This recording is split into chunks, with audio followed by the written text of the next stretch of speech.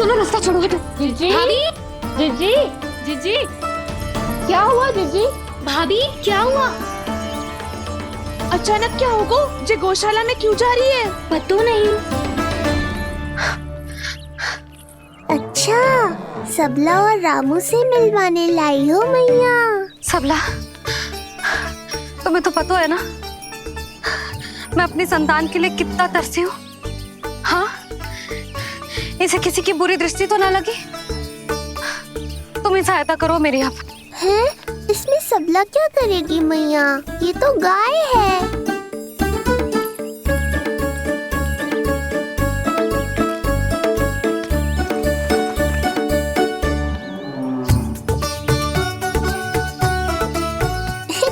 ये कोई खेल है क्या? मुझे इसकी पूंछ पकड़नी है।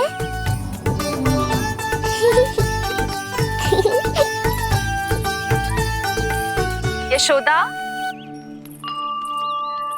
ये लो, गोमूत्र से शुद्धि करते हैं, बुरी दृष्टि का समय समाप्त हो जाएगा। सभी पदार्थों में गौमूत्र उत्तम है मैया, गंगा जल के समान पवित्र। यदि कोई बुरी दृष्टि थी भी तो अब अवश्य दूर हो जाएगी। अब तो निश्चिंत हो जाओ मैया। जी, लल्ला को देखो कैसे खिलखिला रहे है। अब चिंता दूर हुई कि ना? पूर्व वाली तो होगा है, किंतु अब नई चिंता सता रहा है मुझे। यही कि तुम सब इसे फिर से बुरी दृष्टि ना लगा दो। जी। हाँ, नहीं तो चलो अब मुझे और मेरे लल्ला को अकेला छोड़ दो। जाओ जाओ।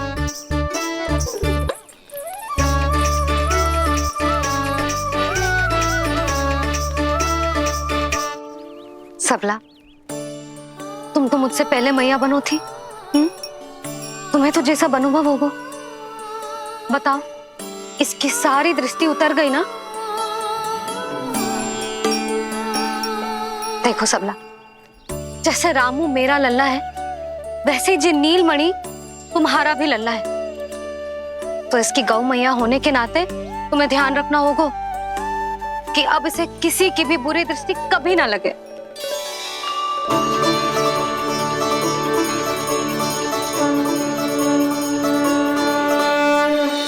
कृष्णा गोविंद हरे हरे श्री कृष्णा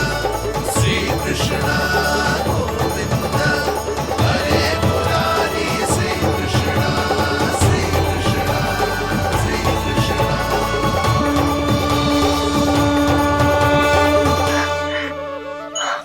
देखो जीजी, नीलमणि को दृष्टि से बचाने के लिए सबला ने दिया है मोरपंख।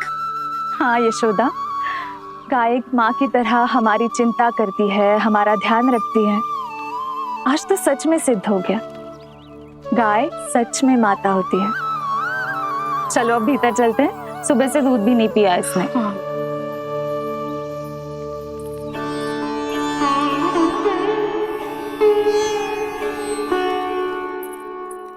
उतर गई बुरी दृष्टि? मैं लल्ला की नहीं तुम्हारे बारे में पूछ रहा हूं। तुम्हें भी तो लगी होगी ना बुरी दृष्टि। इससे अधिक तुम्हारा चेहरा चमक रहा था आज, जैसे पूर्णिमा का चांद हो। कुछ भी बोलते हो, चुप करो। ये देखो, लल्ला की रक्षा के लिए सबला ने दियो है। मैं ना इसका मुकुट बनाऊंगी, मोरपंख मुकुट। चिंता तो मुझे भी थी। सब लोग रह रहकर लल्ला की प्रशंसा कर रहे थे, कह रहे थे कि नंदलाला अद्भुत, अनोखा है, नटखट है, निराला है। यशोमती का नंदलाला, यही कह रहे होंगे ना? मुझे ध्यान ना है। ध्यान ना है मतलब? हाँ यशोदा रानी, हाँ। सब लोग इस छोटे से राजकुमार को यशोमती मैया का नंदलाला कहकर ही बुला रहे थे, क्योंकि सबको पता है कि यशोमती और नंद इसके बिना अधूरे थे। इसने हम दोनों का जीवन सार्थक किया, हमें पूरा किया हमारे लल्ला ने। अरे मेरा लल्ला, हाँ? सही करो ना मैं? बाबा, आप मुझे बहुत प्रेम करते हैं, पर मैया की ममता के आगे तो सारा संसार फीका है।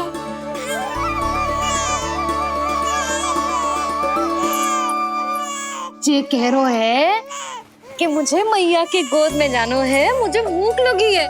हो भूख लगी है?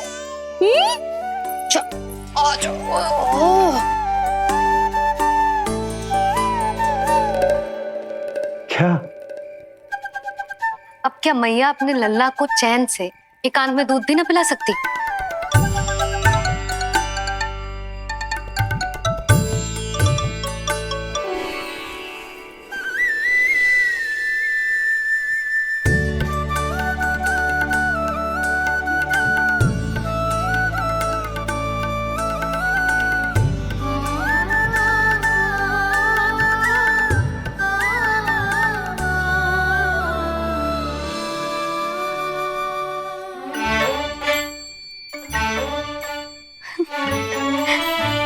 हो गया?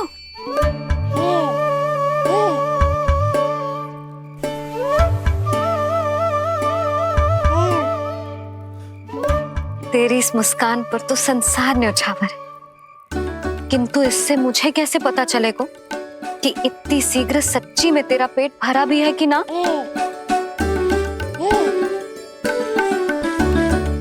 जब भी दूध पिलाओ तब सदैव ये याद रखना कि ये डकार अवश्य ले, उल्टी ना हो और लल्ला दूध पचा पाए, इसके लिए पेट की वायु का बाहर निकलना आवश्यक है। आज लल्ला,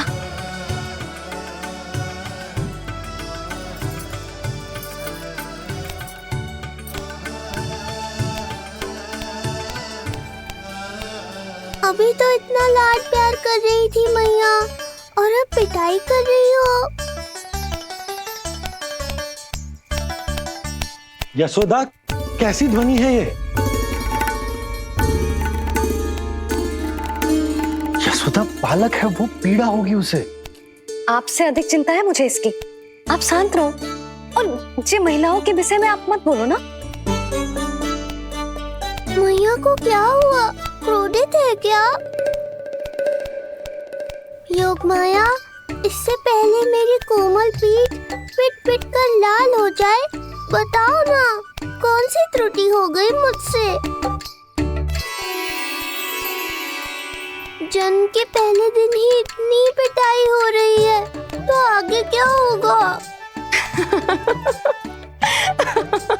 अब हंसती ही रहोगी या कुछ बोलोगी भी? भैया, धरती पर दूध पीने के बाद बालक को डकार लेनी होती है। यदि तुम मैया के इस प्रेम भरे अत्याचार से बचना चाहते हो ना, तो तुम भी शीघ्र ही ले डालो डकार। डकार क्यों न ले रो तू?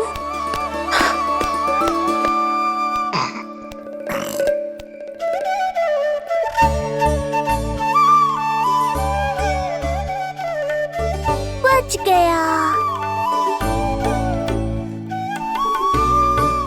हे मैया, तुम्हारा प्रेम ऐसा है तो क्रोध कैसा होगा?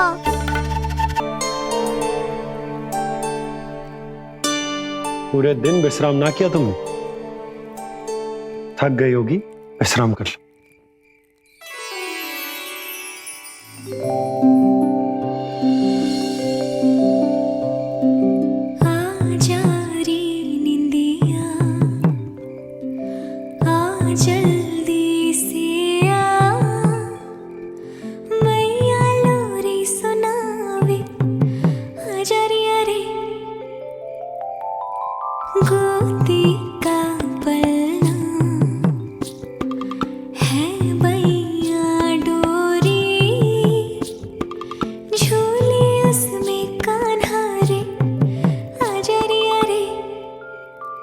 तुझसे है पूरन दुनिया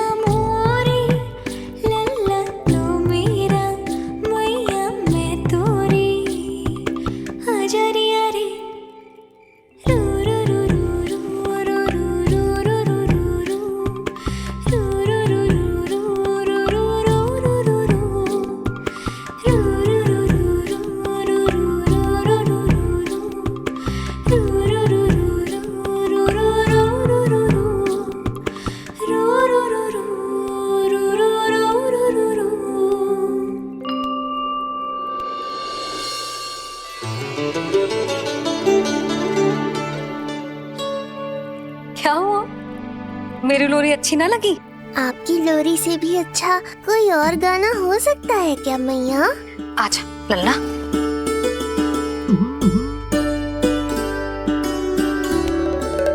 मैया, लोरी की प्रशंसा कर रहा हूँ मैं और आप फिर से मुझे पीट रही हो। बहन योग माया, सहायता करो ना। भैया, यदि आप पिटाई से बचना चाहते हैं तो अपने नेत्र बंद कर लीजिए।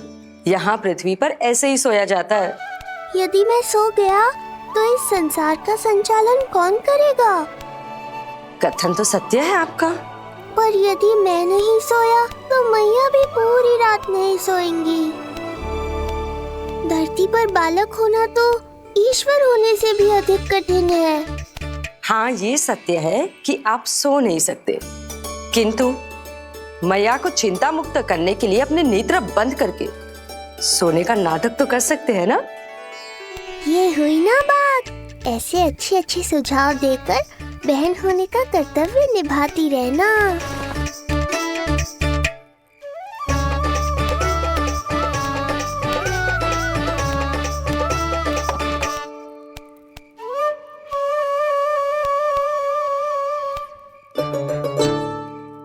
बहन, ये उपाय भी काम नहीं आया। धैर्य भैया, धैर्य। ये मैया है, जब तक इन्हें विश्वास नहीं हो जाता कि आप सच में सो गए हैं, ये विश्राम नहीं करेंगी। सबको लगता है मैं त्रिकालदर्शी ईश्वर हूँ, पर धरती पर जीवन कैसा होता है मुझे अनुमान ही नहीं है।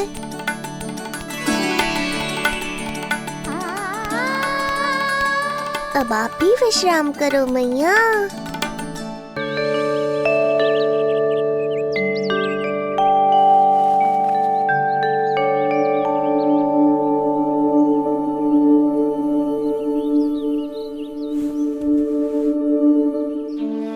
उठ जा लल्ला, उठ जा। सच्ची स्त्री मैया बन जाए तो मन की थकान, तन का विश्राम सब भूल जाती है। कब तक सोता रहेगा? अभी तो तुझे नहलानो है, दूध पिलानो है, फिर तेरे साथ खेलना भी तो है। पूरी रात ना सोई ना तुम फिर से? धीरे बोलो। बहुत अच्छे से सोई हूँ। मैं तो इतनी शीघ्र इसलिए उठ गई क्योंकि मुझे लल्ला से पहले उठना था। जे मुझे अपने सामने ना देखता तो रोने लगता ना।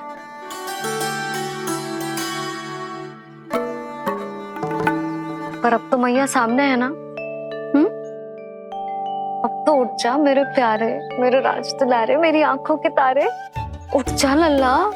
इतनी आसानी से नहीं उठूंगा मैया, नखरे करूंगा, तभी तो आपका और अधिक दुलार मिलेगा मुझे।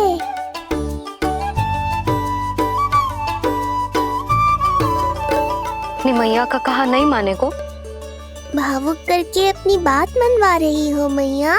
ठीक है, आप ही से सीख रहा हूँ मैं भी। उठ गया मेरा लल्ला।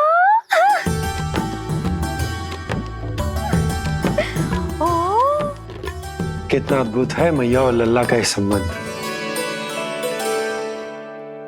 यशोदा,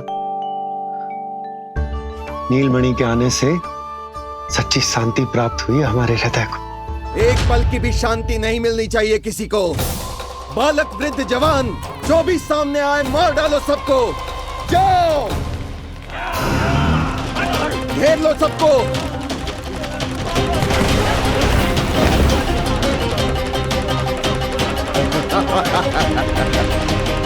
हे नारायण, ये कैसा अन्याय है। इन दुष्टों को रोकिए प्रभु, हमारी रक्षा कीजिए, हमारी रक्षा कीजिए।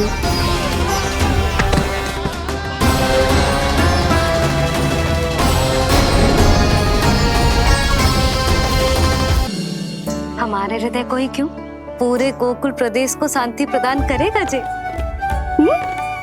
जन जन का हृदय भय मुक्त होगा।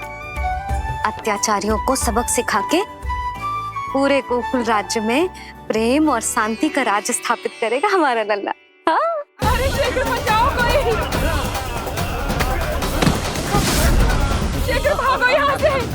फिर शीघ्र ही मुझे नहला दो मैया, ताकि मैं अपना कार्य प्रारंभ कर पाऊँ। तू मुझे टुकुर टुकुर देखता है, मैं अपने सारे कार्य भूल जाती हूँ। ऐसे तो तुम्हारी दृष्टि लग जाएगी लल्ला को। भला लल्ला को उसकी मैया की दृष्टि लगती है कभी? नीलमणि, जे जल रहे हैं तेरी मेरी जोड़ी देख के। अच्छा, हाँ नहीं तो क्या हुआ मेरे लल्ला को?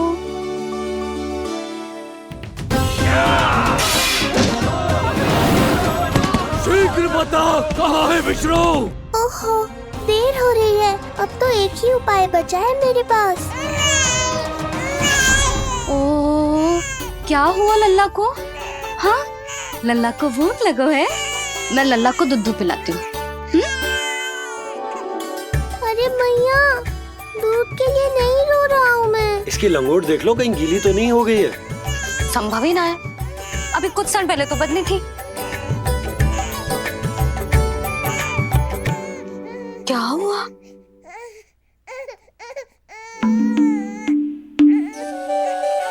कभी कभी पति की बात भी मान लिया करो। अब एक बार सही होने से ना फूलो मत। लल्ला के मन की बात उसकी मैया को ही पता होती है, और इस समय मेरे लल्ला को नहानो है ना लल्ला?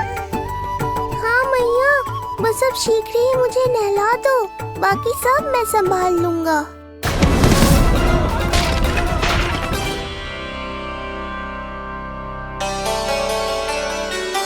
अब मैं अपने लल्ला को अच्छे से नहलाऊंगी, बिल्कुल वैसे ही जैसे उस माई ने सिखाया था।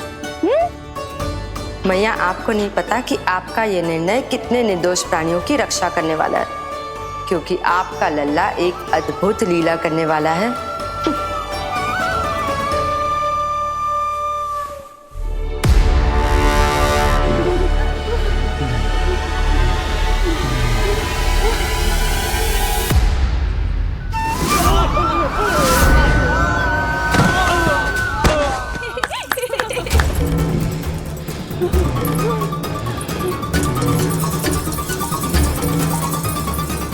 सबसे पहले करूंगी तेल मालिश और फिर थोड़ी सी कसरत।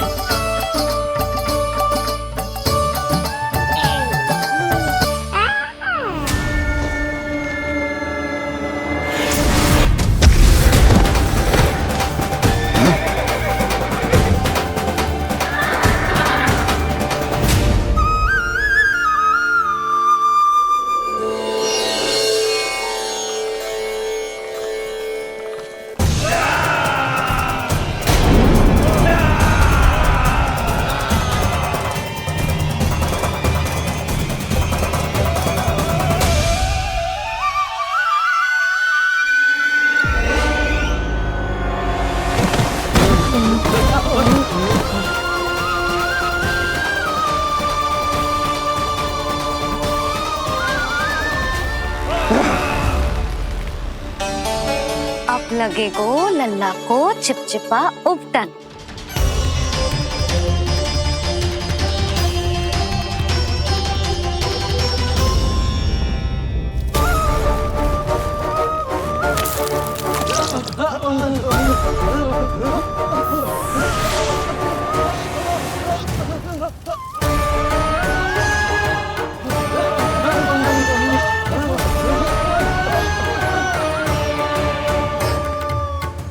अब उपटन को सुखानो है ना, तो मैया और लल्ला बैठेंगे धूप में।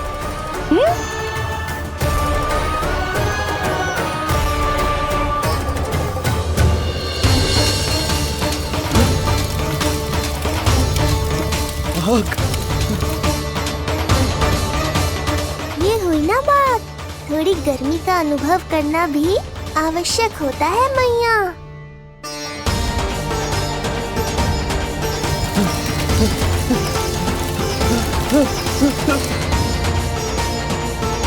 अरे मूर्खों, खड़े खड़े क्या देख रहे हो? पानी लो, बचाओ मुझे।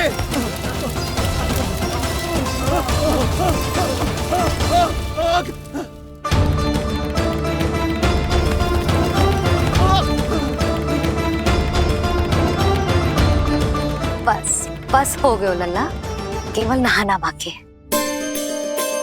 परम पराक्रमी महाराज कंस का सेनापति हूं मैं। अभी विष्णु भी मुझे रोक नहीं सकता।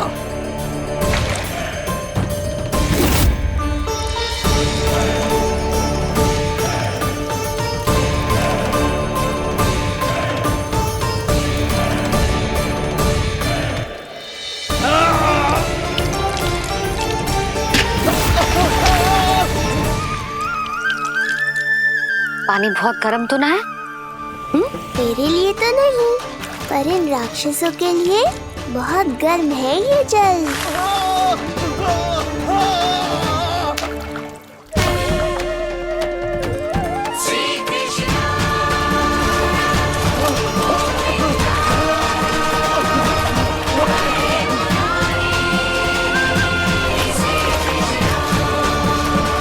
ये कैसी माया है?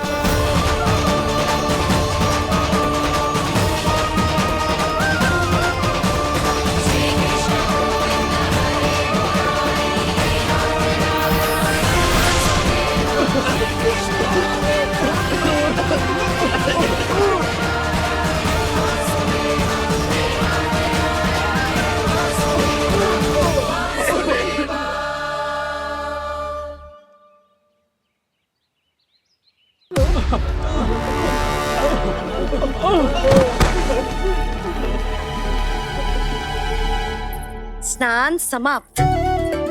हो गई तेरी छुट्टी है नीलमणि? राक्षसों की भी छुट्टी हो गई मैया, और गांव वालों को उनसे मुक्ति भी मिल गई। पर अब मैं थक गया हूँ और भूख भी बहुत लगी है। अच्छा लल्ला, जब मैं दूध पिला रही थी तो पीना ना था, और अब बिलक बिलक के रो है। यशोदा, नीलमणि दिखतो तो मेरे समान है, किंतु इसके नखरे तुम्हारे जैसे। पंडित जी आइए। मैं तो पंडित जी के बारे में बताने आया था, लल्ला के सृष्टि पूजन के बारे में कुछ। अब तुझे 6 दिवस का हो जाएगा। हाँ यशोदा रानी, उस दिन से आप अपने लल्ला को नया वस्त्र पहनाएंगी। मैं सबसे अच्छे वस्त्र चुनूंगी अपने लल्ला के लिए। पंडित जी, आप केशव भैया से कह देंगे यहाँ आने को। आसपास के सभी गांव में ना सबसे अच्छी पोशाक वही सिलते हैं। यशोदा, तुम पंडित जी को काम सौंप रही हो, मैं चला जाऊंगा। अरे पर केशव भैया का घर देवी मंदिर के रास्ते में ही पड़ता है, पंडित जी को कोई कष्ट ना होगा, है ना पंडित जी? हाँ यशोदा रानी, कष्ट का प्रश्न कहाँ उठतो है, मैं संदेश दे दूंगा। आज्ञा दीजिए। अब मैं अपने लल्ला के लिए ऐसे वस्त्र सिलवाऊंगी जो आज तक पूरे गोकुल में किसी और बालक ने ना पहने हो।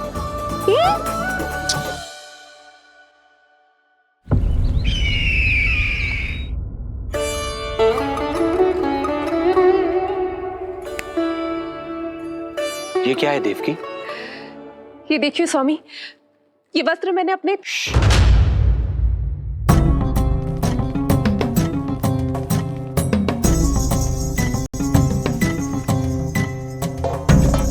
ध्यान रखिए देवकी, यहाँ की वायु भी कंस की गुप्तचर है। किंतु स्वामी ये तो बताइए, ये वस्त्र कैसा है?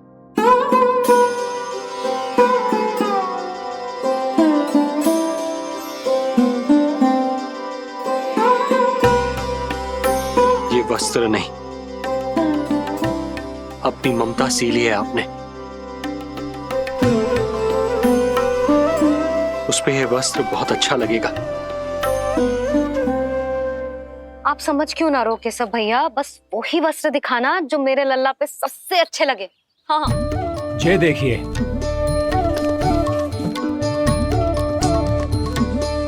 अभी तक एक में भी आनंद ना हो है केशव भैया, है कि नहीं नीलमणि? ये भी ना बोल रहे हो, आप और दिखाओ ना।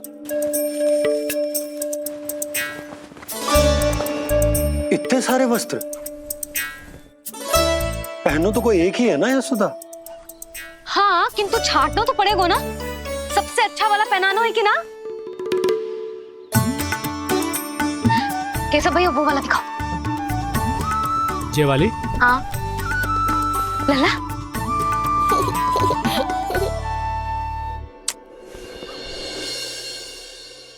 हर माँ की इच्छा होती है कि वो अपने पुत्र को षष्ठी उत्सव के दिन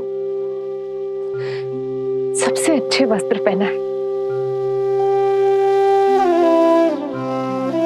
किंतु क्या ये वस्त्र उसके नाप का है? हमें तो ये भी नहीं पता कि वो कितना बड़ा हो गया, कैसा दिखता है।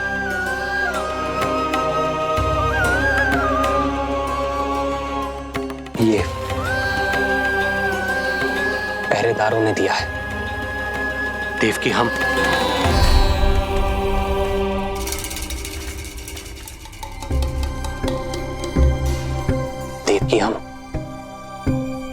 बंदी गृह में नहीं है, किंतु सच तो यही है, हम कंस के बंदी हैं। काश कोई उपाय होता,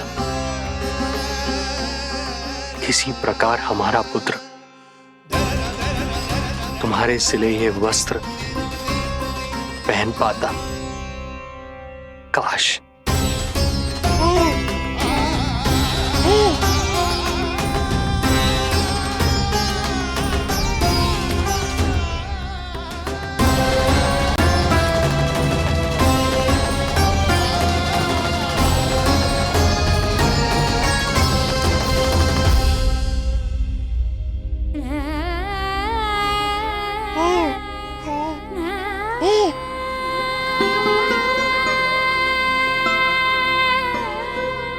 ओम श्री विष्णवे नमः। ओम श्री विष्णवे नमः। ओम श्री विष्णवे नमः।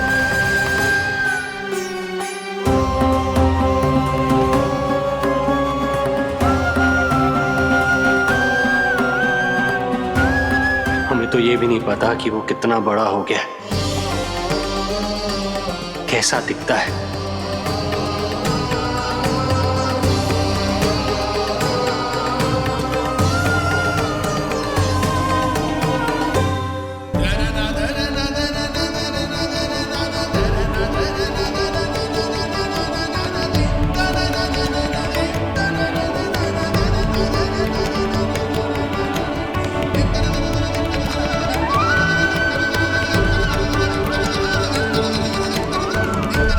ओम श्री विष्णवे नमः। ओम श्री विष्णवे नमः।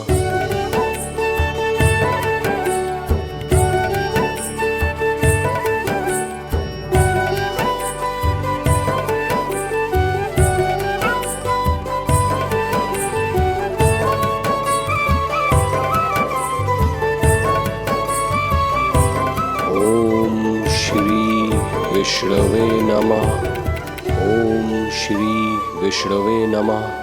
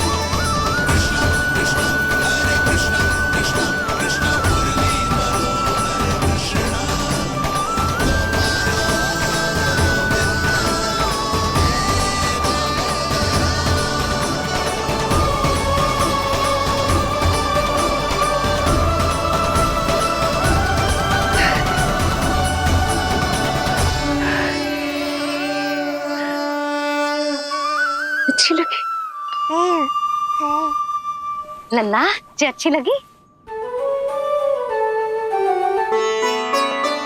यशोदा, ये सब क्या है? नारायण का धन्यवाद जो आपको भेज दियो भाभी। एक वस्त्र के चुनाव में सुबह से दोपहर हो गई। अब मैं तो उचित चुनाव में सहायता कर ना पायो, परंतु आप अवश्य कर दोगी, पूरा भरोसा है मुझे। मैं चलता हूं।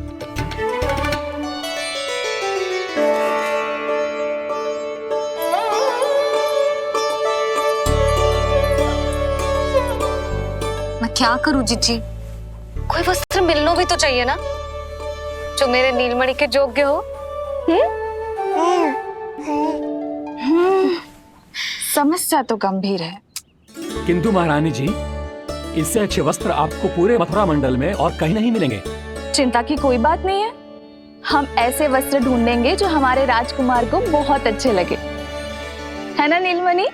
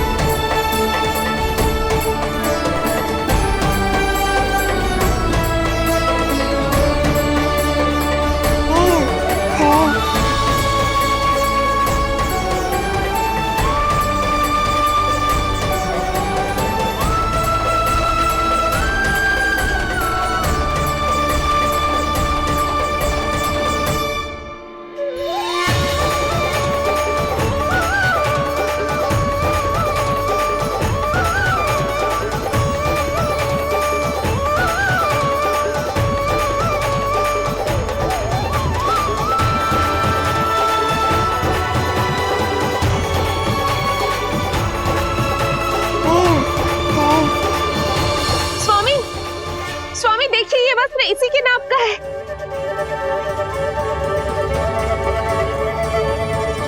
ये बिल्कुल सही नाप है स्वामी।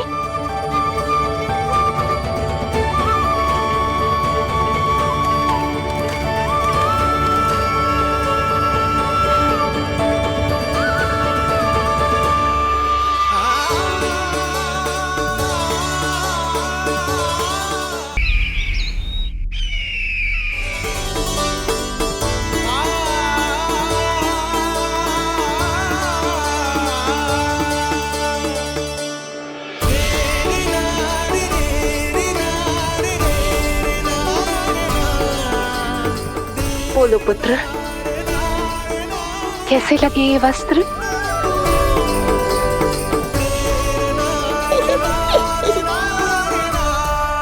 हम नीलमणि से ही पूछ लेते। बताओ लल्ला, तुम्हें कौन से वस्त्र अच्छे लग रहे हैं? बताओ। हाँ, बस एक बार संकेत दे दे लल्ला।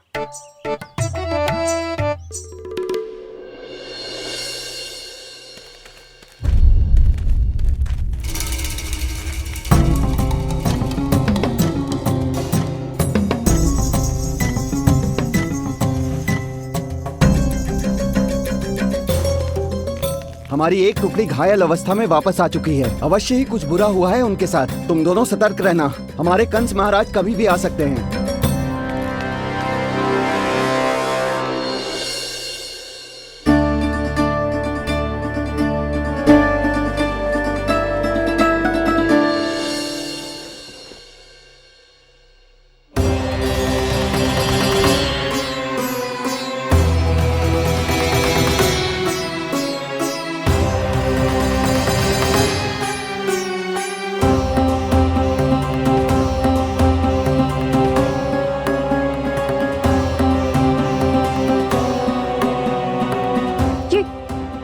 ये वस्त्र कहाँ गए?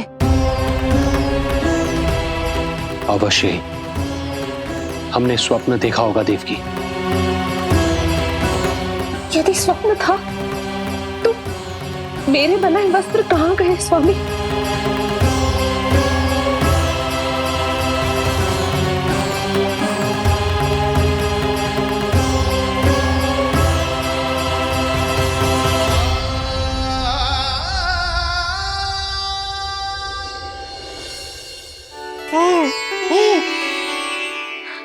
ये देखो, लग तो है इसने स्वयं ही अपना वस्त्र चुन लियो है।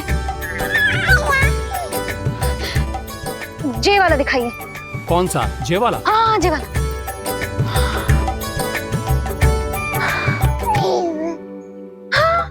अब उठाया है आपने सही वस्त्र।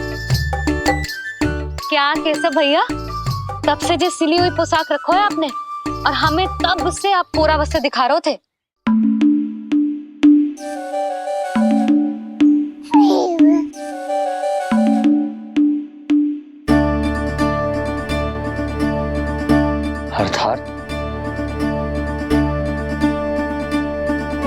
अर्थात हमारा पुत्र हमारे पास ना होकर भी हमारे साथ ही है।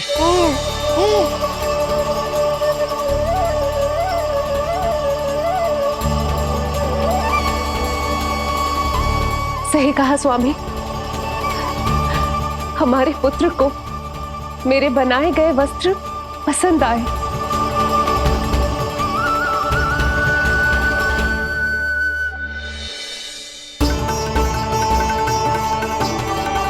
और उसने हमारी भेंट स्वीकार कर ली।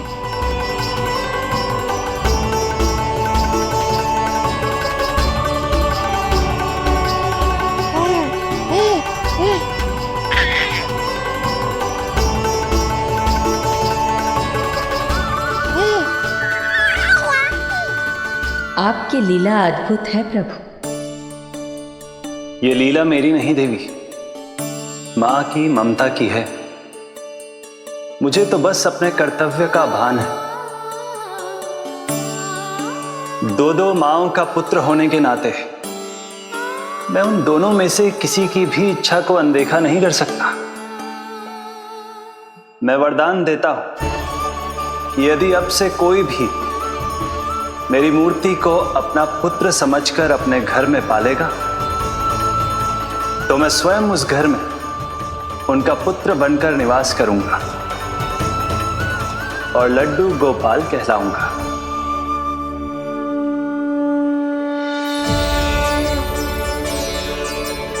प्रभु, आप जहां होंगे मुझे तो वहां होना ही है।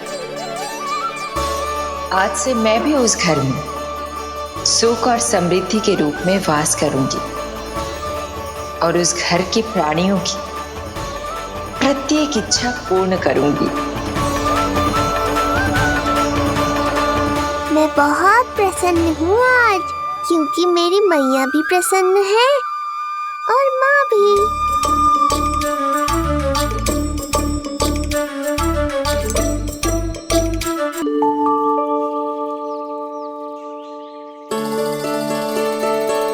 मैं बहुत प्रसन्न हूँ आज, क्योंकि मेरी मैया भी प्रसन्न है और माँ भी। किंतु कोई ऐसा भी है जो बिल्कुल प्रसन्न नहीं है।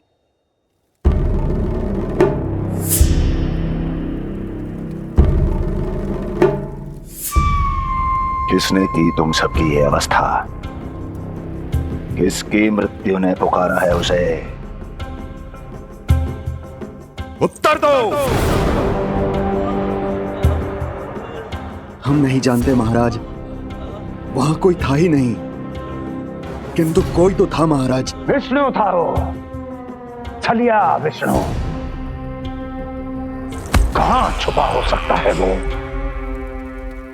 विष्णु कहां छिपा है ये तो मैं भी नहीं जानता महाराज, किंतु जब से आकाशवाणी के विषय में आपने बताया है, मुझे एक शंका है जो लगातार मेरे हृदय को कचोट रही है। आकाशवाणी के अनुसार विष्णु का अवतार देवकी के गर्भ से 8वें पुत्र के रूप में जन्म लेने वाला था, अर्थात उसका जन्म उस बंदी गृह में ही हुआ होगा।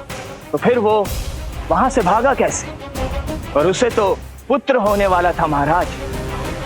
फिर वो कन्या, वो किसकी पुत्री थी? कहीं ऐसा तो नहीं कि उस बंदी गृह में कुछ ऐसा हुआ हो जो आपकी जानकारी के बाहर हो महाराज?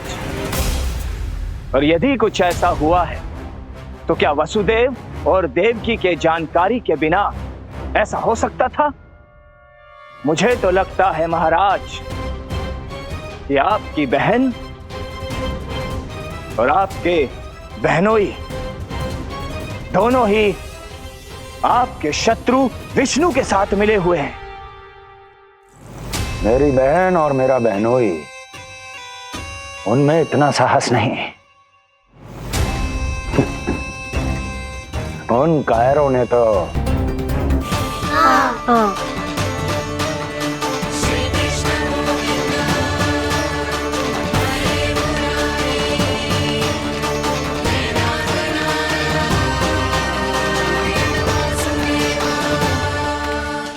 कान्हा की ये लीला तो समझ ही नहीं आ रही। पहले इसने देवश्री नारद को मथुरा जाकर कंस को भड़काने के लिए कहा, फिर स्वयं ही दुखी भी हो गया कि अब इसका रहस्य सबके सामने खुल जाएगा। और अभी स्वयं ही तो इसने कहा था कि गेंद बहुत महत्वपूर्ण है, फिर स्वयं ही उसे नदी के विसले जल में फेंक दिया।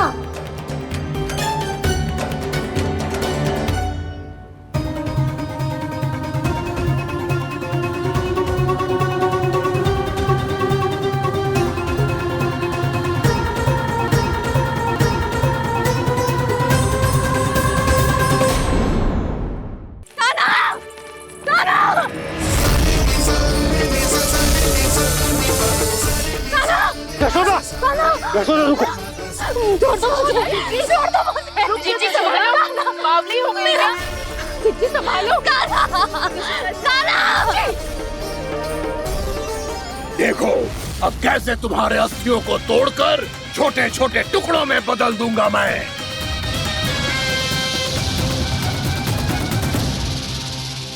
जी आप जाओगी तो आप भी फंस जाओगी। अपने लल्ला के लिए मैं किसी भी संकट का सामना करने के लिए तैयार हूँ। छोड़ो ना यशोदा, हमें कोई और उपाय खोजना पड़ेगा। कोई और उपाय? आप देख ना रही मेरा कान्हा किस दशा में है। कान्हा मैया के वश में नहीं है, नहीं तो ये अपने लल्ला के लिए साक्षात काल का भी सामना कर ले। ये तो केवल कालिया नाग है। हे नागराज, आप मेरे प्राण ले लो पर कान्हा को छोड़ दो। ना नागराज, आप मेरे प्राण ले लो, मैं विरोध भी ना करूंगी। ना नागराज, आप मुझे मार दो पर मेरे कान्हा को छोड़ दो। ना ना ना ना नागराज, मेरे प्राण ले लो, हमारे कान्हा से क्या शत्रुता है आपकी? प्रभु के लिए जो प्रेम यशोदा मैया के हृदय में है, वही इन सभी गोपियों के हृदय में भी है।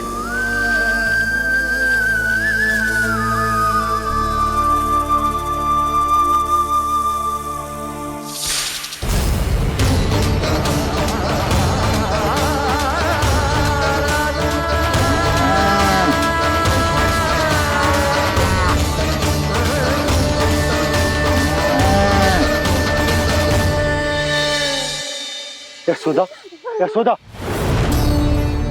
देखो इन गोपियों को, इन गैयाओं को, इन सब के मन में भी तुम्हारी भांति ही ममता भरी हुई। वो सब भी कान्हा से उतना ही प्रेम और स्नेह करती है, उतनी ही ममता से भरी हुई है जितनी कि तुम। तो तुम ही सोचो, जिसके साथ इतनी ममता और इतना स्नेह, इतना प्रेम, उसका कोई क्या कर सकता है? उस काले नाग का वेश इस सब आशीर्वादों के सामने कछु न है। कछु करो जी। उसे बोलो वो मेरे प्राण ले ले, मेरे कान्हा को छोड़ दे। यशोदा,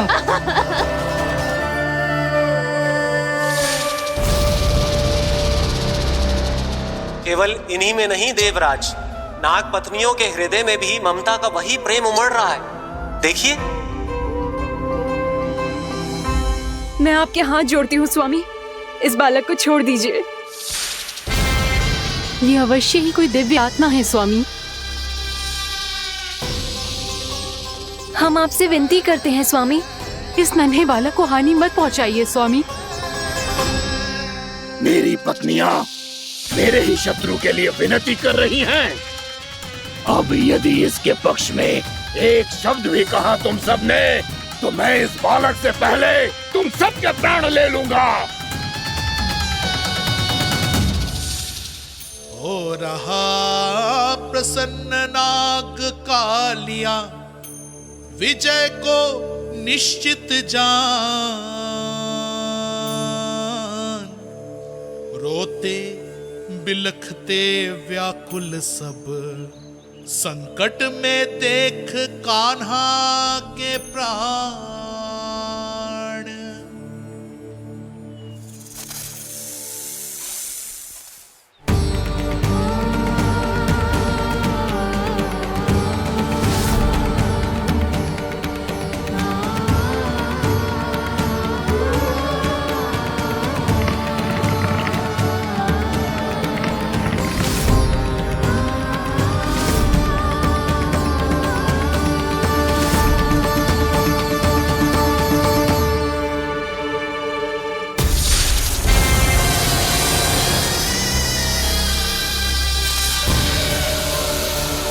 कुछ करो जी, मेरे लल्ला को बचा लो, कोई तो कुछ करो।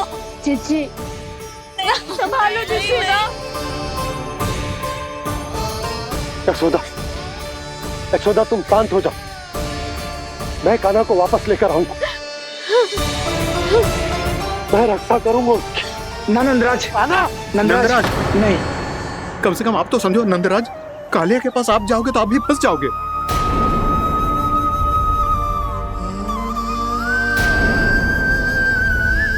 बलराम, तेरा भाई इतनी भीषण संकट में है और तुझे जरा भी दुख ना हो रहा?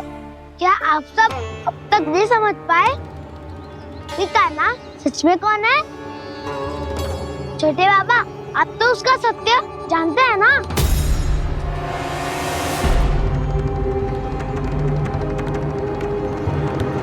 मानता हूँ कि आप सब कान्हा के रहस्य के बारे में नहीं जानते, पर क्या उसके जन्म से आज तक घटी एक से बढ़कर एक विचित्र घटनाओं को भी भूल गए हैं आप सब? भूल गए हैं कि कैसी पूतना जैसी राक्षसी उसका कुछ बिगाड़ नहीं पाई, कैसे तरनावती जैसा भयानक राक्षस उसे एक खरोच भी नहीं दे पाया था।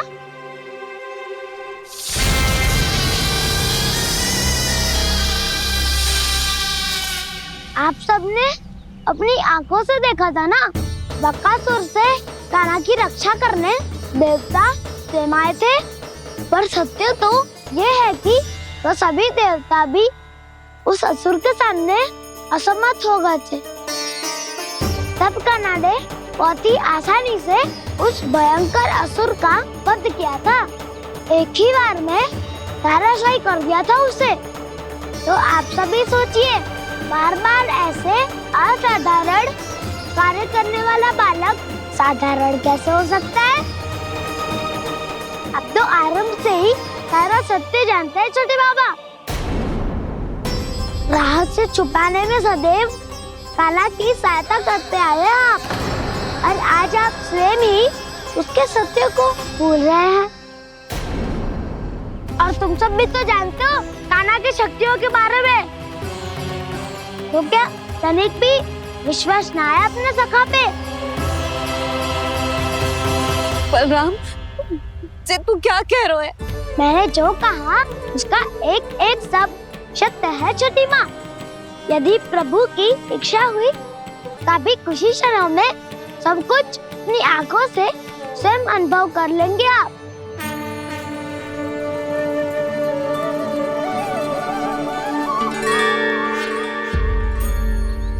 शांताकारं भुजगशयनं पद्मनाभं सुरेशं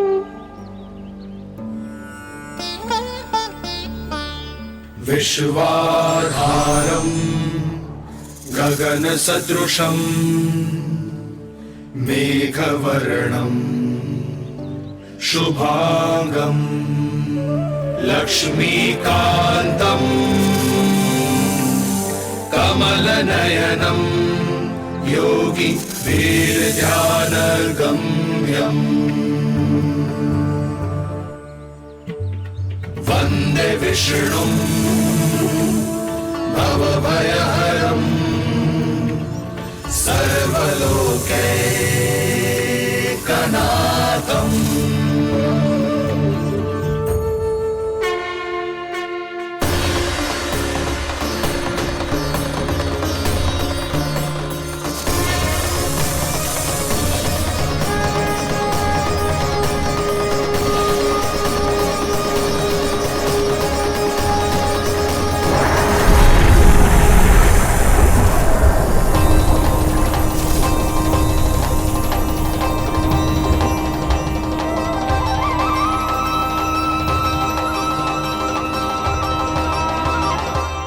तुझे क्या लगता है बालक कि तू मेरी जकड़ से निकल गया तो अब बच जाएगा तू?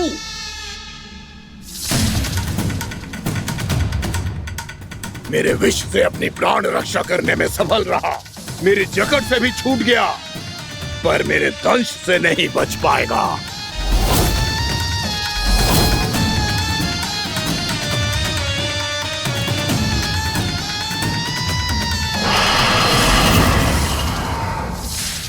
अब भय से भाग रहा है, पर मैं तुझे मृत्यु देकर रहूंगा।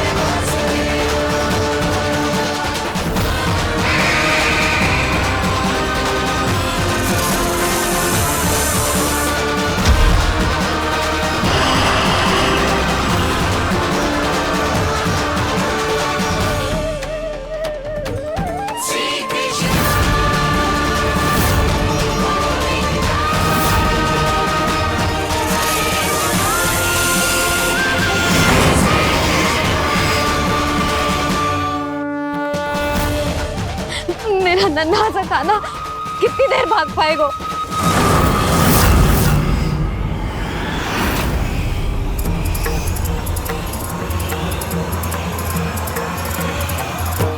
और कितनी प्रतीक्षा करोगे मेरी भक्त कालिया? भक्त नहीं, काल हूँ मैं तेरा। जब अहंकार का मुकुट बुद्धि को ढक लेता है तो भक्त अपने भगवान को भी नहीं पहचान पाता। व्यर्थ की पहेली में मत उलझा बालक, ना मैं भक्त हूँ और ना तू भगवान।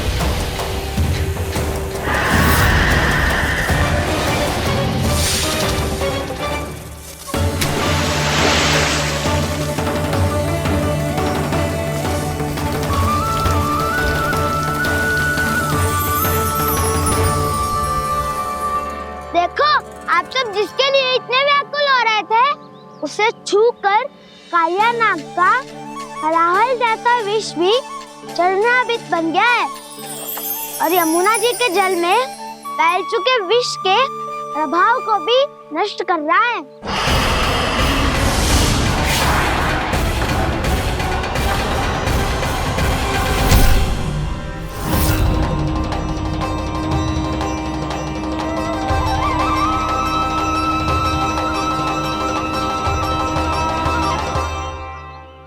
धर्म रक्षक अधर्म विनाशक प्रभु श्री कृष्ण का कौशल सचमुच अद्वितीय है। नारायण नारायण।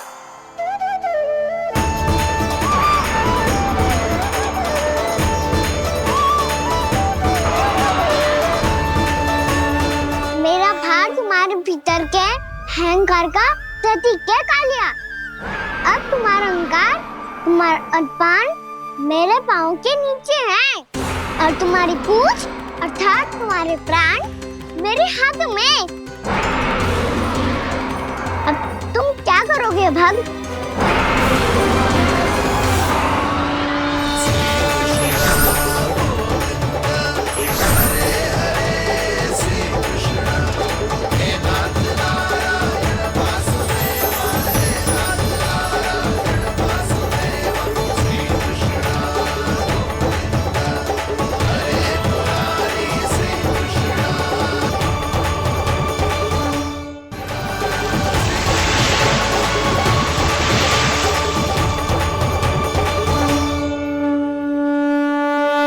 प्रभु, भले ये आपको पहचानने में असमर्थ हो, पर हम सब ने आपको पहचान लिया है। हाँ प्रभु, एक भक्त होने के नाते और एक अर्धांगिनी और माँ होने के नाते मैं आपसे इनके प्राणों की भिक्षा मांगती हूँ। अपनी कृपा दिखाइए और इन्हें क्षमा कर दीजिए। आपके लिए मित्र और शत्रु में कोई अंतर नहीं प्रभु। उसी तरह आपकी कृपा और दंड में भी कोई अंतर नहीं। दोनों दया ही तो हैं, अकारण ही किसी को प्राप्त नहीं होती। हमें विश्वास है कि हमारे पति को मिला ये दंड कोई अभिशाप नहीं है, आपका वरदान है। ये सत्य है प्रभु कि इनसे बहुत से पाप हुए हैं। इनके विष से बहुत सारे जीव जंतु को हानि पहुंची है, पर अब आपके चरण इनके शीश पर पड़ गए हैं। ऐसी कृपा तो बड़े बड़े महान महात्माओं को भी दुर्लभ है, और इन्हें प्राप्त हुआ तो अवश्य ही ये किसी महान पुण्य का ही फल है। हे प्रभु, उन्हीं पुण्य कर्मों की शक्ति का आह्वान कर मैं आपसे विनती करती हूँ, इन्हें प्राणदान दीजिए। मैं अपने इस भक्त को क्षमा अवश्य करूँगी देवियों, यदि ये अपने अहंकार को त्याग कर मुझे पहचान ले तो।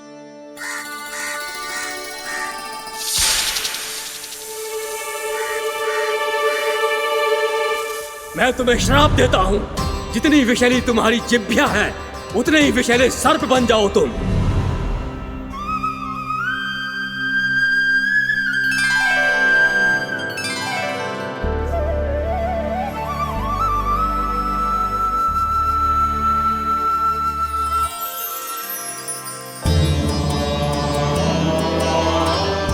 नारायण, मुझे क्षमा कीजिए नारायण। मैं तो आपका परम भक्त था, किंतु मैं आपको पहचान नहीं सका। इसका दंड तो मुझे मिलना ही था, किंतु मैं अब प्रायश्चित करना चाहता हूं। इसके लिए यदि आप मेरे प्राण भी ले लेंगे तो भी मुझे कोई दुख नहीं होगा। मैं अपना जीवन, मृत्यु और अपना अस्तित्व सब कुछ आपको समर्पित करता हूं। तुम्हें तुम्हारे क्रोध के कारण श्राप मिला, जिसे विशाल सर्प के रूप में तुम्हारा जन्म हुआ, और सर्प का तो स्वभाव है विष फैलाना। इसीलिए तुम्हें दंड नहीं दूंगा मैं, सिर्फ सभी अपराधों का पश्चाताप कर लिया। इसीलिए मैं तुम्हें क्षमा करता हूँ कालिया।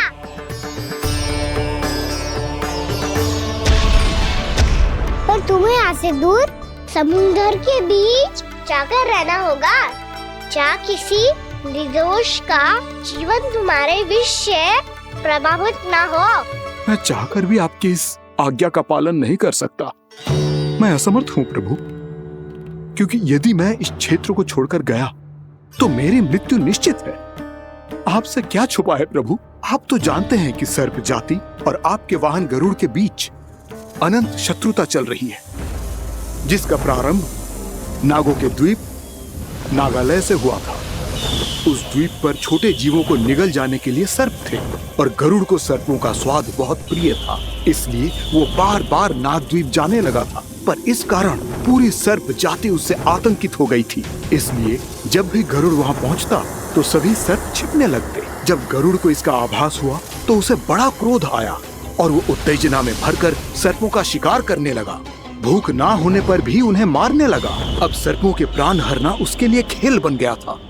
इस भीषण समस्या का समाधान ढूंढने के लिए पूरी सर्प जाति महान सर्प वासुकी के सामने इकट्ठी हुई। हे महान वासुकी, हमारी सहायता कीजिए। नागद्वीप पर गरुड़ ने आतंक मचा दिया है। पहले तो वो हमें अपना भोजन बनाता था, लेकिन अब हम उसके खेल का साधन बन चुके हैं। भूख हो या ना हो, जब तब आकर वो हमारे प्राण हर लेता है। अनुचित हिंसा के इस प्रथा का आरंभ सर्पों ने ही किया है। पहले आप सबने पूरे द्वीप पर अधिकार कर लिया, फिर आहार के साथ साथ आनंद के लिए भी आप सभी ने निर्दोष जीवों की हत्या की। और जब सृष्टि का संतुलन बनाए रखने के लिए गरुड़ आपको अपना आहार बनाने आया तो आप सब अपने प्राणों की रक्षा के लिए छिपने लगे। तो फिर गरुड़ का उत्तेजित होना तो स्वाभाविक ही था। नागनाथ, जो हमने अन्य जीवों के साथ किया वही अब हमारे साथ हो रहा है, परंतु ये भी तो सृष्टि के संतुलन के विरुद्ध ही है ना? अवश्य है, इसलिए मैं गरुड़ से चर्चा करूंगा। धन्यवाद प्रभु।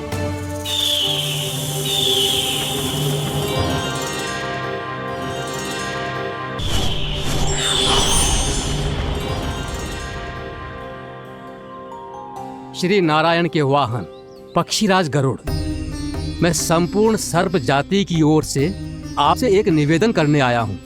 कहिए, क्या कहना चाहते हैं आप? हे पक्षीराज, यदि आप हम पर ऐसे ही आक्रमण करते रहे तो शीघ्र ही हमारी प्रजाति समाप्त हो जाएगी। इसीलिए हमारी आपसे विनती है, यदि आप उचित समझें तो सर्पों के किसी एक घर से हम आपको एक सर्प प्रतिदिन अर्पित करेंगे। आप उसको आहार बनाइए और अन्य सर्पों को जीवित रहने का अधिकार दीजिए। मुझे स्वीकार है। तब से प्रतिदिन किसी एक घर से एक सर्प गरुड़ के भोजन के लिए भेजा जाने लगा। समय के साथ मेरे घर की भी बारी आई, परंतु मैंने एक बहुत बड़ी भूल कर दी। समय आ गया है स्वामी, आज गरुड़ के आहार के लिए इसे चुना गया है। कौन है यह गरुड़ और क्यों दूं मैं इसे कोई भेंट? स्वामी, सभी सर्प राज्यों और गरुड़ के बीच में यही समझौता हुआ है, हमें इसका सम्मान करना ही होगा। मैंने कोई समझौता नहीं किया, मैंने कोई वचन नहीं दिया और ना ही मैं किसी गरुड़ से भयभीत होता हूँ। यदि इस राज्य में किसी को सर्पों को अपना आहार बनाने का अधिकार है तो वो केवल मुझे है। अब से गरुड़ को दी जाने वाली हर भेंट मुझे दी जाएगी, महाविषधारी महान नागराज कालिया को। यह और कुछ नहीं, मेरा अभिमान था प्रभु, और यह मेरे इस जन्म की सबसे बड़ी भूल थी, क्योंकि फिर जब गरुड़ को इस बारे में पता चला तो। कालिया, अभिमान में आकर तूने अपने काल को ललकारा है। जिस कालिया के नाम में ही काल छिपा है, तू उसे ललकारने का दुस्साहस कर रहा है गरुड़। स्वयं को भगवान विष्णु का वाहन कहता है तो वाहन का ही कर्म कर। स्मरण रख, इस धरती के सर्वश्रेष्ठ योद्धाओं के लिए भी मैं मृत्यु का दूत हूँ। विनाश काले विपरीत बुद्धि, तुझ जैसे मूर्ख सदा इस युक्ति को सार्थक करते आए हैं। अपने विनाश को आमंत्रण किया है तो अब भोग।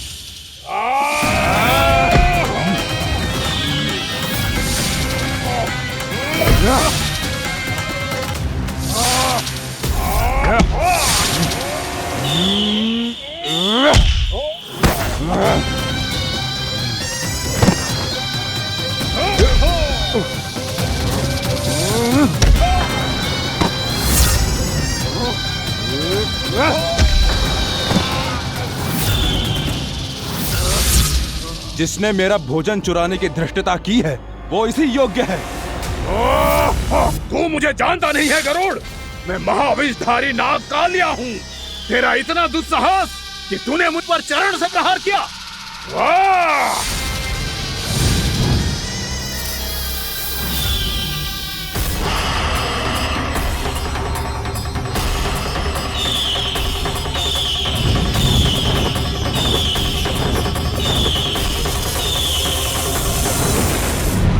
मैं अपने अभिमान में भूल गया था कि गरुड़ मुझसे कहीं अधिक शक्तिशाली है। इसलिए अपने प्राणों की रक्षा करने के लिए मैं एक स्थान से दूसरे स्थान भागने लगा। नदियां, पर्वत, यहां तक कि मैंने सागर भी लांघ डाला, पर मैं जहां भी जाता गरुड़ के रूप में मेरा काल वहीं आ जाता। इसीलिए मृत्यु की आशंका से भयभीत होकर मैं अपने बड़े भाई मां कद्रू के प्रथम पुत्र अनंत शेषनाग से राय लेने चला गया। भैया, मैं यहां आपसे आपकी सहायता लेने आया हूं। मेरी एक छोटी सी भूल के कारण यह गरुड़ मेरा पीछा कर रहा है। मुझे हर समय हर स्थान पे ढूंढते रहता है।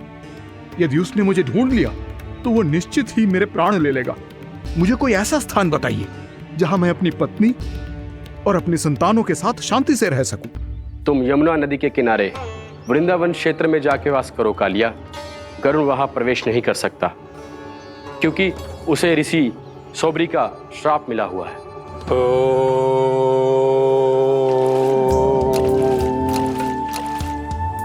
ध्यान और तपस्या का नित्य कर्म करते हुए ऋषि के मन में मछलियों के प्रति प्रेम भाव इतना बढ़ गया कि वो भूल गए सभी जीव खाद्य श्रृंखला का भाग होते हैं और मछलियां भी इस नियम की अपवाद नहीं है। उन्हें मछलियों की अटखेली इतनी अच्छी लगने लगी कि वो इस क्षेत्र के मछुआरों को भी मछली पकड़ने की अनुमति नहीं देते थे।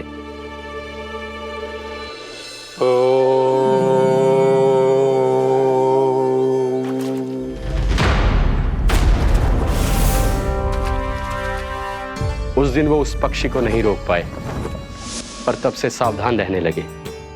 यहां तक कि अपने साधना से भी अधिक ध्यान वो पक्षियों पर केंद्रित करने लगे। ठहरो! इसी क्षण अपनी चोंच में पकड़ी इस मछली को छोड़ दो। तुम्हें इन मछलियों का आहार नहीं करना चाहिए पक्षीराज। ये तो खाद्य श्रृंखला का नियम है ऋषिवर। यदि मैं इनका आहार नहीं करूंगा तो कोई और पक्षी कर लेगा। मैं अपने आनंद या प्रतिशोध के लिए इनके प्राण नहीं ले रहा। ये तो बस मेरा भोजन है। पर यह मेरा तपस्या स्थल है। तुम यहाँ शिकार करके मेरी साधना में विघ्न नहीं डाल सकते पक्षीराज। यदि आपकी यही इच्छा है तो मैं आज के बाद यहाँ नहीं आऊंगा।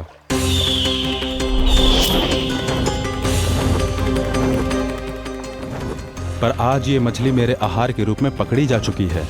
मैं वचन देता हूँ ऋषिवर, इस स्थान पर यह मेरा अंतिम शिकार होगा।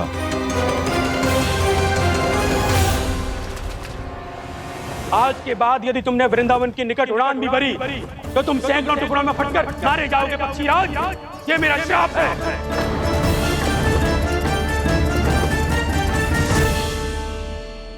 और इसीलिए भैया शेषनाग के सुझाव के अनुसार मैं यहां आ गया। पर अब यदि मैं कहीं और जाऊंगा तो मेरे प्राण नहीं बचेंगे प्रभु। निश्चिंत रहो कालिया, अब से गरुड़ तुम्हें कोई हानि नहीं पहुंचाएगा। अब तुम्हारे फनों पर मेरी पक्षिन बन गए कालिया, इसीलिए अब से तुम्हें गरुड़ से कोई भय नहीं होगा। निश्चिंत होकर अपने परिवार के साथ गहरे समुद्र में चले जाओ और सुख से शांति से निवास करो। पर ध्यान रहे निर्दोष जीवों को हानि ना पहुंचे। आपने मुझे जीवन दान दे दिया प्रभु, इस उपकार से मैं कृतज्ञ हूँ प्रभु। आदेश दीजिए, मैं आपकी सेवा कैसे करूं? तुम्हारे जल क्षेत्र से 1 कोटि कमल पुष्पों को लेने की अनुमति दे दो कालिया। यही मेरी सेवा होगी। प्रभु, ये तो मेरा सौभाग्य होगा।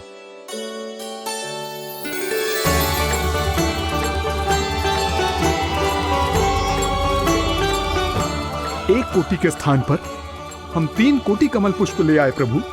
मैं तुम्हारी सेवा भाव से प्रसन्न हुआ कालिया।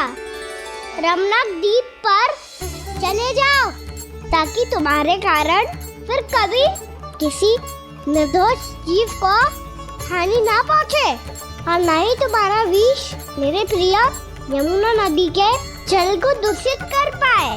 मैं तुम्हें आशीर्वाद देता हूँ। आज यहाँ मेरे द्वारा तुम्हें दिए गए इस आदेश का स्मरण जो भी भक्त करेगा और प्रातः काल और संध्या काल में इसका उच्चारण करेगा उसे फिर कभी किसी संकट से कोई भय नहीं होगा। ये स्थान अब से काला कुंड के नाम से जाना जाएगा। यहाँ पर स्नान करने वाला और देवताओं को इस क्षेत्र से जल का अधर देकर प्रसन्न करने वाला भक्त यदि मेरा स्मरण करके पास रखेगा तो वो अपने सभी पापों से शीघ्र ही मुक्त हो जाएगा।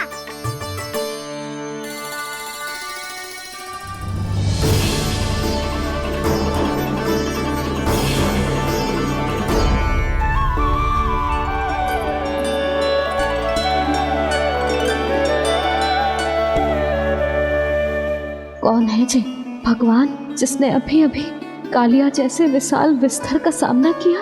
क्या एक साधारण बालक जो शीत की अधिकता से ठिठुर रहा है? क्या करूं? मैं लल्ला को ममता के आंचल में छुपा लूं या भक्त बनकर प्रभु की लीला देखती रहूं? क्या करूं मैं? कितना ठंडा था जल, बहुत सर्दी लग रही है। सर्दी से तड़पते हुए कैसे देखूं इसे? अभी जाके अपने पल्लू से सुखाती हूँ। हृदय से लगा के स्नेह की आंच दूंगी तो सर्दी पल भर में छूमंतर हो जाएगी।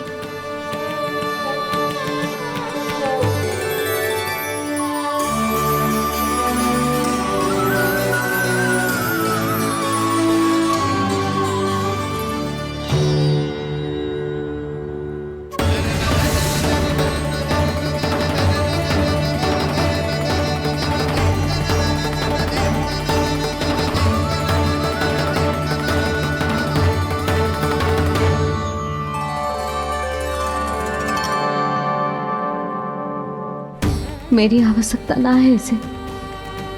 ये तो सच्ची में भगवान ही है जिसकी ठंड दूर करने के लिए स्वयं द्वादश आदित्य प्रकट हो गए हैं।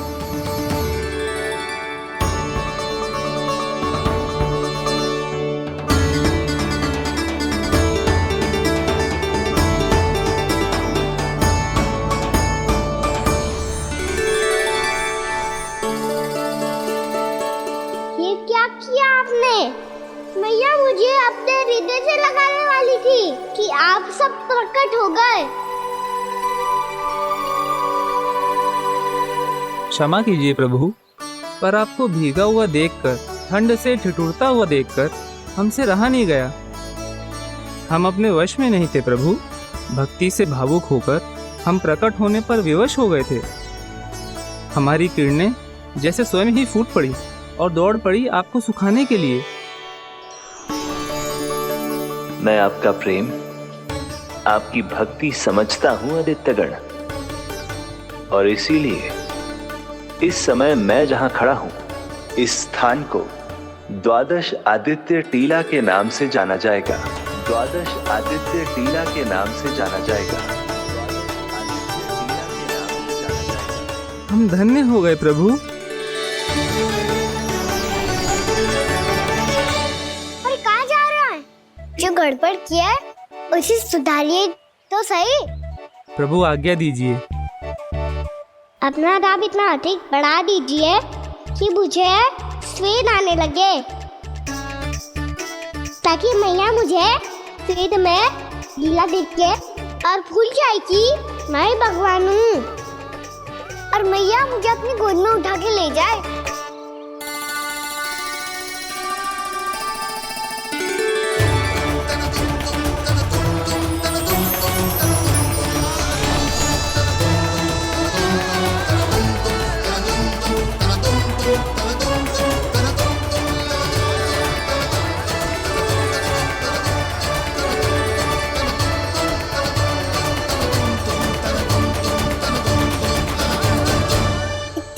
क्यों लग रही है यहाँ? श्वेत की एक बूंद भी आती थी तो मैं अपना आंचल लेकर पहुंच जाती थी इसके पास। जानती ही नहीं थी कि चेतु स्वयं वायुदेव को आदेश दे सकते हैं कि वो बहने लगे और उसका सारा श्वेत सुखा दे। वायुदेव की आवश्यकता नहीं है मैया, मुझे आप ही चाहिए। लगता है जिस बात का भय था वही सत्य होने लगी है। भैया मेरे भगवान रूप को भूल नहीं पाएगी और अब मेरे लिए उनके सत्य छुपा कर रख पाना कठिन हो जाएगा। कृष्णा कृष्णा हरे कृष्णा कृष्णा कृष्णा मुरली मनोहर कृष्णा गोपाला गोविंदा हे दामोदरा।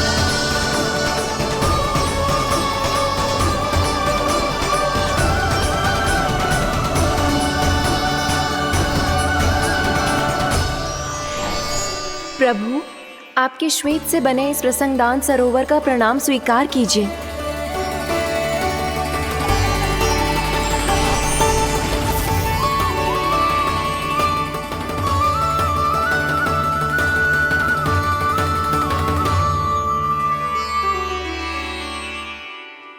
ओहो, इस चमत्कार को देखकर भैया को और भी अधिक विश्वास हो जाएगा कि मैं भगवानी हूँ। अब कैसे मनाऊं मैया को कि मैं इनका लाई हूँ। बाबा है ना, अब तो यही सहायता करेंगे। श्री कृष्णा गोविंदा हरे हरे श्री कृष्णा गोविंदा हरे हरे श्री कृष्णा हरे मुरारी श्री कृष्णा श्री कृष्णा श्री कृष्णा।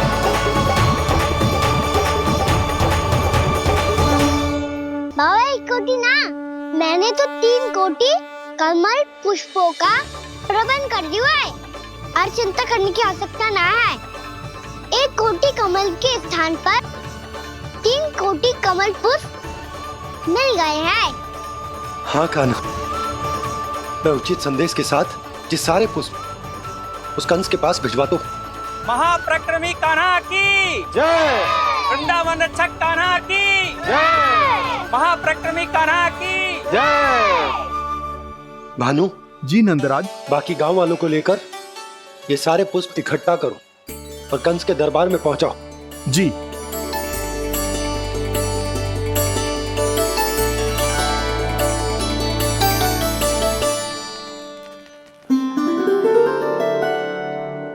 मैया, कौन हो तुम?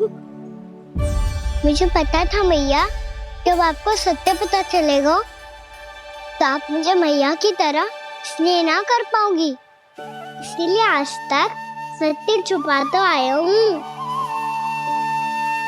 ताकि आपकी ममता, आपका प्रेम अनुभव करने का अवसर मिलता हुआ है मुझे। और फिर आज को बताया था ना,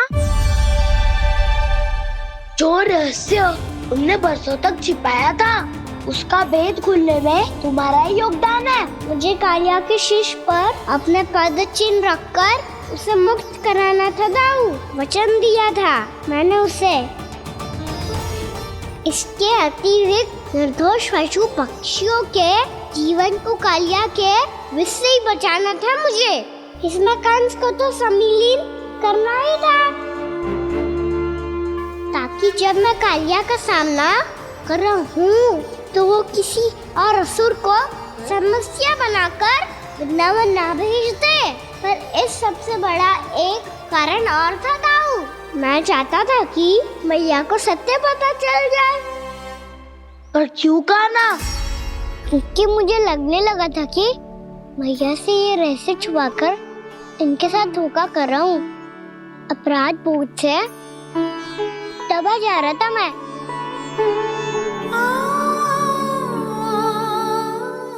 जो सत्य आपको, बाबा को, सभी को पता है, यहाँ तक कि मेरे सखा भी जानते हैं,